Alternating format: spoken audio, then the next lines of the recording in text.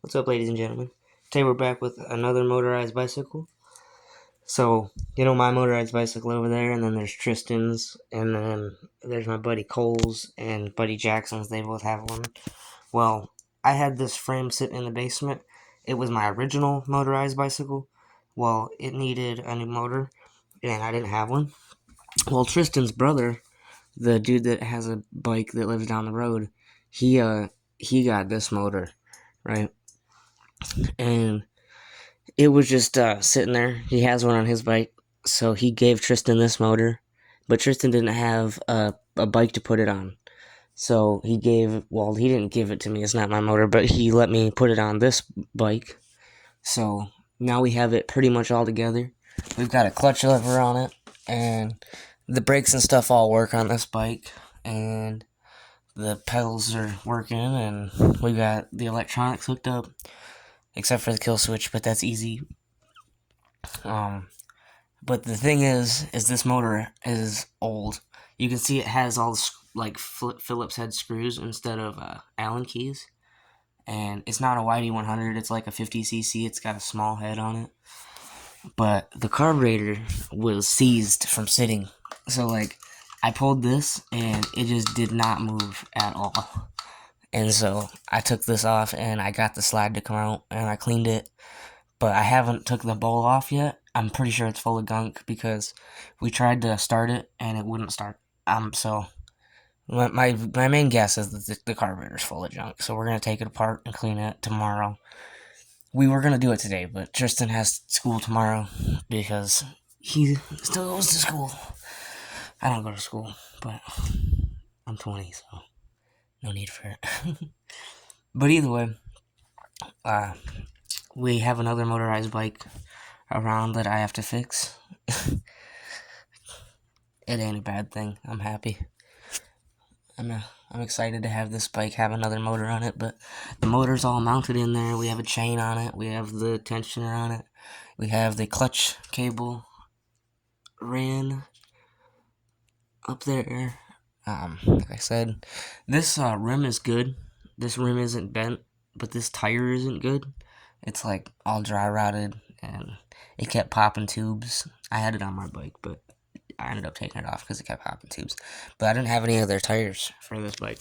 So this is Tristan's old tire that has like no tread. It's like all gone. But it didn't pop a tire ever. It just needed to be replaced, so we replaced it. And so I got that one on the back on this rim that has like missing spokes all over it and has a shit ton of play in it. But it's the one I had the sprocket on, so it's what I put back on.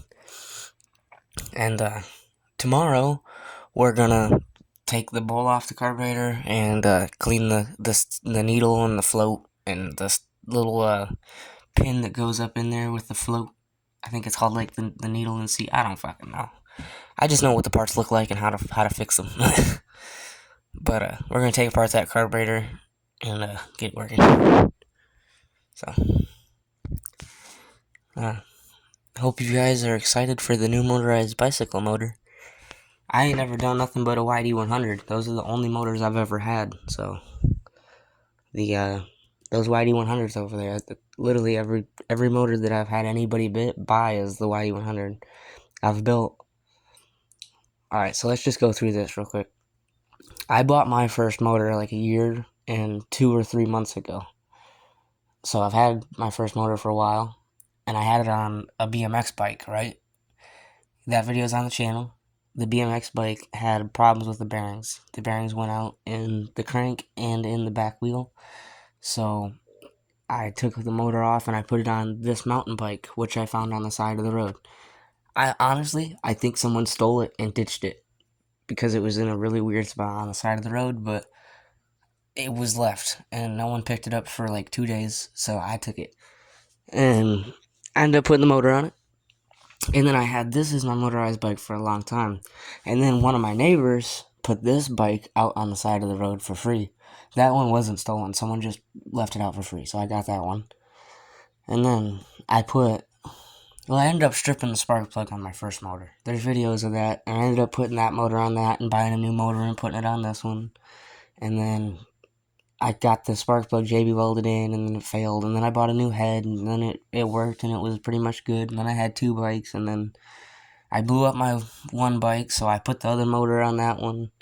I'm pretty sure I liked the red bike more than I liked this bike, so when I blew up the cylinder that I replaced, or actually it didn't blow up, I had a clutch problem. The clutch wouldn't disengage, so I took that motor off of there, and I put it on this one, and then I ended up taking the head off of it and giving it to my buddy Jackson. It was real confusing. I had two motors. They were both on these two bikes, back and forth a few times. The second motor that I bought ended up on the red bike. So that's my bike now, my motorized bike. And then this frame was just sitting there, and I have the other blown up motor. The case is sitting over there. But either way, that doesn't really matter. After I had built these two, so that's two motorized bicycles, I had a buddy named Cameron, or Camden, or I don't fucking remember. We didn't talk for that long. But I built him a motorized bicycle. Alright, well, he wasn't super interested. We never got to working on it. We never fixed it. It had a clutch problem. He never actually even rode it with me. So, my other buddy, Cole, bought that from him. So, that's three motorized bikes. Technically four if you count the first BMX bike, but I only had that for a couple weeks, so I'm not counting it. Okay, so number 4 was my buddy Jackson. Actually, no, Dylan got his motor first. So my buddy Dylan, he was a black kid. There's a video of it. He had a beach cruiser. It was a blue beach cruiser that said Pepsi on it, and I put a motor on that for him.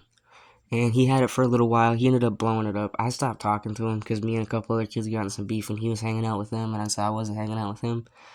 But he ended up blowing it up. I was mixing the gas and giving him gas for it, so I'm assuming he just didn't know what he was doing. So he blew that motor up, ended up getting sold on Facebook. But that was 4. It was the first 2 I built, the buddy's bike that he sold to my friend Cole, and then Dylan's bike. And then Jackson built a bike. Jackson is Cole's best friend. When I met Cole, I met Jackson. And we all 3 had bikes. We all 3 rode around. We're still good buddies. Okay, so that's 5. Okay, so then I met Tristan. Tristan lives right down the road. You guys have seen Tristan in the videos. This is his motor. Alright? This is my bike, but his motor. So Tristan, I met him down the road, and he had a bike sitting in his grandpa's junkyard behind his house. It's not like a full-on car junkyard. He's got a bunch of lawnmowers and stuff, but either way, his junkyard behind the house. He had a blue mountain bike sitting in it, and I got Tristan to buy a YD100, and so that was number 6. So I've built 6 or 7 bikes depending on how you look at it, but they were all YD100s, every one of them. Every person that I had buy a motor for me to build them a bike, they were all YD100s. So this is the first time I've messed with anything this small, but I'm excited, and this thing's gonna be running. I mean, there's no reason it won't. I'm positive it's gonna run. Excuse me. But got some zip ties here. I'm gonna zip tie the clutch cable up to here, make it nice, and tomorrow we're gonna dig into the carburetor. I would do it when I'm by myself, but it's not bad for Tristan to learn how to do, so I'm just gonna wait for him so I can show him what I'm doing. But hope you guys enjoyed the video on the new motorized bicycle. Have a good one, ride safe, see y'all.